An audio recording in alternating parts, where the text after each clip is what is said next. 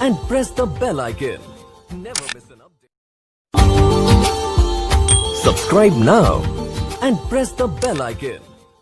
कोई न कोई औषधि जरूर लेकर आऊंगा। देवर्षि नारद से कहने लगे सनत कुमार देखो ऐसा है, तुम इस दुनियादारी के चक्कर में ना पड़ो तो अच्छा है। बोले क्यों महाराज? बोले सुनो, आजकल तुम जिस चक्कर में कहते हैं हवन करने में हाथ जलते हैं, तुम दुनियादारी के चक्कर में ना पड़ो और जाओ भक्ति से कह देना मेरी एक बात क्या बोल।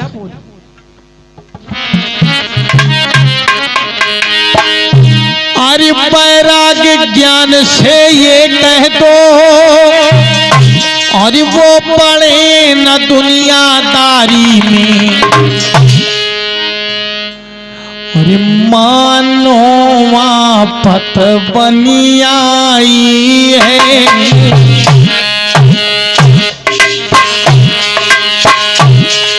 मानो आफत बनी आई है। अब तरुणी भक्ति बिचारी पर मानो आफत।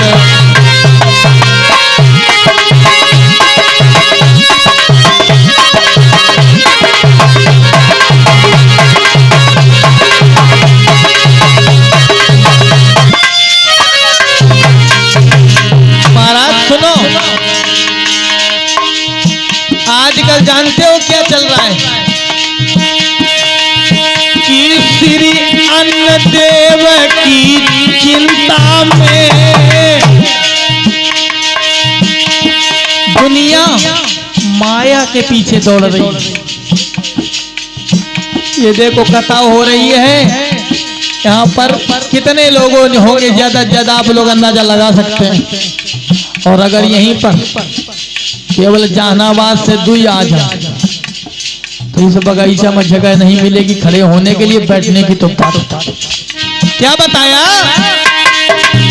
कि श्री अन्न देव की चिंता में हरि पूजा का अवकाश का।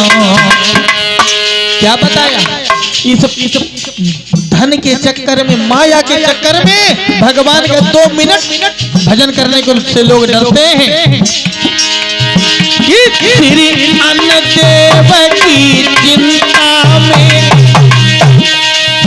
कि हरि पूजा का अवकाश कहाँ।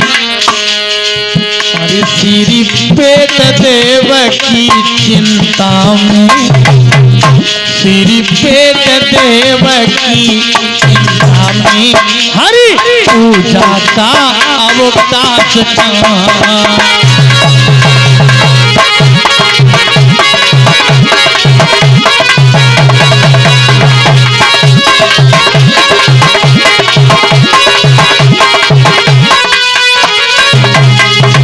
देवर्षि नारद से सनत कुमार बोले महाराज ऐसा है, इस दुनिया के चक्कर को देख रहे हो,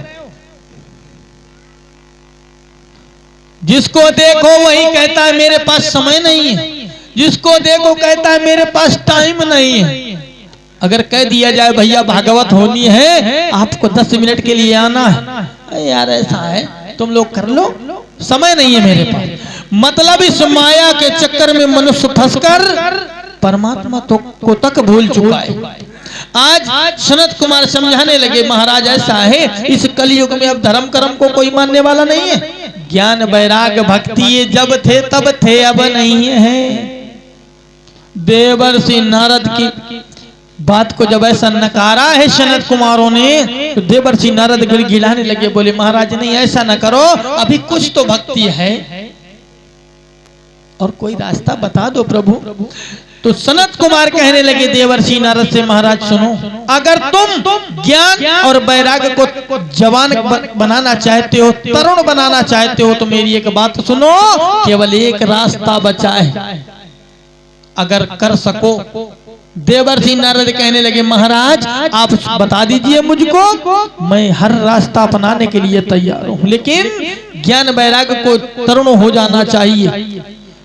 तो सनत कुमार बोले देवर्षि नारद सुनो, सनत कुमारों ने बताया कि ज्ञान और वैराग्य को अगर साप्ताहिक विधि विधान से, नियम से, सुचारू रूप से अगर श्रीमद् भागवत महापुराण की कथा सुनाई जाए तो मैं ये वादा करता हूं कि ज्ञान और वैराग्य को जवानी जरूर आ जाएगी। महाराज कान खोल कर सुन लो। देवर्षि नारद हंसने लगे, बोले महाराज अगर ऐसा है तो मैं श्रीमद् भागवत महापुराण की कथा ज्ञान वैराग्य को अवश्य सुनाऊंगा। और वहां से चले हैं, कहां पहुंचे? जमुना जी के तट पर, जहां पर मैया भक्ति उनका खड़े इंतजार कर रही है।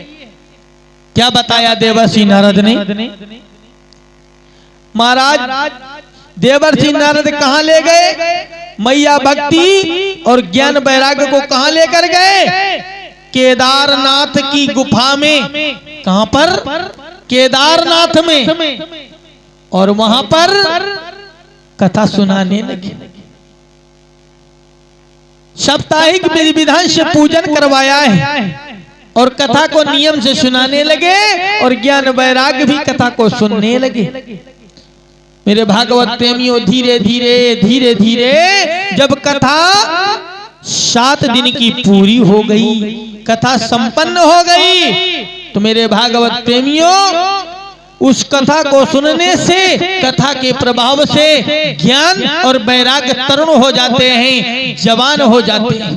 उनको स्वर्ग से परमात्मा के यहाँ से विमान आया है। बोलिए आनंद कंद भगवान की।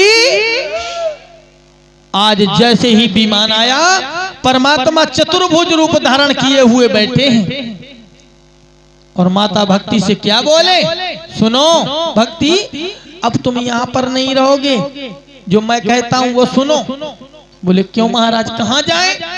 तो भगवान ने कहा जाओ तुम वृंदावन के लिए प्रस्थान कर जाओ, क्योंकि अब यहां पर तुम्हें कोई मानने वाला नहीं है। तभी से मेरे भागवत प्रेमियों मैया भक्ति अपने दोनों पुत्र ज्ञान और वैराग्य को लेकर कहां पहुंच चली गई? वृंदावन। उसी समय से कहा गया है कि वृंदावन के धाम को मरम न जाने कोई, और डाल डाल हर पात पात में राधे राधे होय।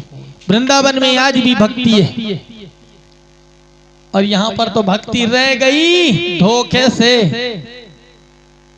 जो समझदार है वही मानते हैं, नहीं तो कोई नहीं मानता। इस प्रकार से मेरे भागवत प्रेमियों श्री सूत जी ने सौनकाद ऋषियों को माता भक्ति ज्ञान और वैराग्य की कथा सुनाई है। बोलिए वृंदावन बिहारी लाल।